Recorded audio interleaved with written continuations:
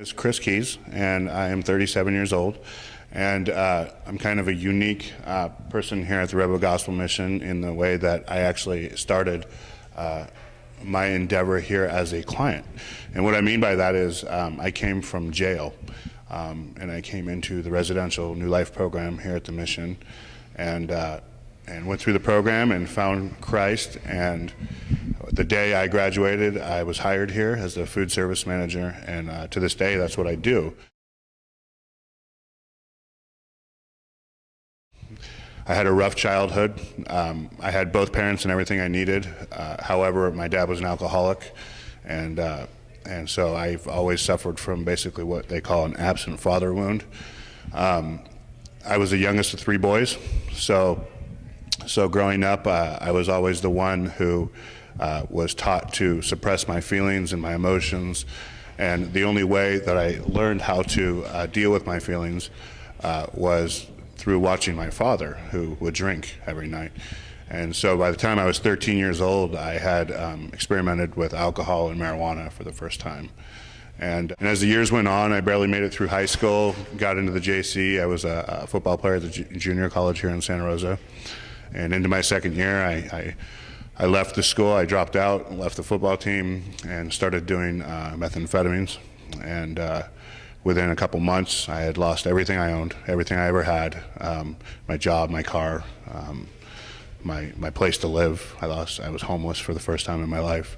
I started getting in trouble with the law. In a span of about 12 years, I was arrested 17 times and went to jail about 13 of those times. I was homeless up here in Santa Rosa because in Sonoma there's nowhere to go. There's no resources for homeless people.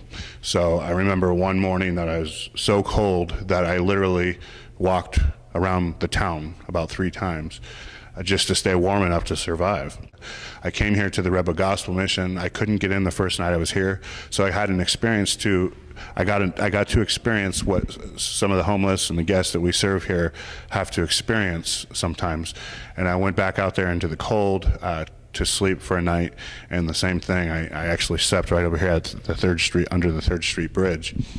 And it was crazy. It wasn't what I knew. It wasn't what I was supposed to be doing, but I hadn't had a relationship with God ever, so I didn't know there was another way. A counselor I had said, "Hey, Chris, don't challenge the Lord, but just ask him to show you 10 miracles. Just ask him to show you 10 miracles." And up until that point, I figured what a miracle was is, winning the lottery or money falling out of the sky. Didn't really have a firm grasp on what a miracle really was. And so I did that. I took his advice and I asked God for 10 miracles, to show me 10 miracles. And I kid you not, it was about probably 7:30 that night, at about miracle 17, I dropped to the knees and surrendered my life to Jesus Christ. And what a miracle really is when somebody's cold walking through the door, we can give them a coat. That's a miracle. When somebody's hungry, we have enough food to supply them to eat so they can survive. Those are miracles.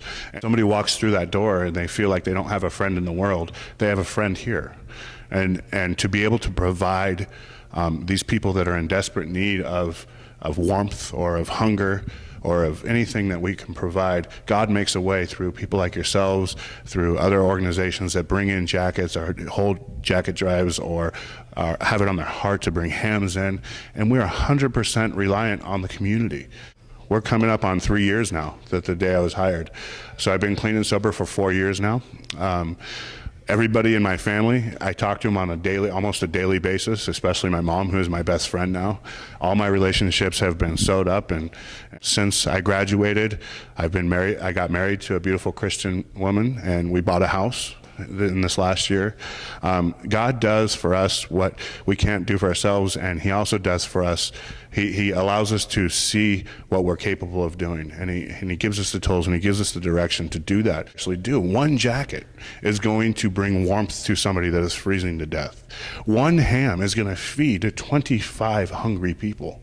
That's huge. And that's beautiful. But the bottom line is this. The bottom line is the Rebel Gospel Mission is all about people like yourselves. The Rebel Gospel Mission is all about the community coming in and working with us to provide transformation, or to at least put that opportunity in place.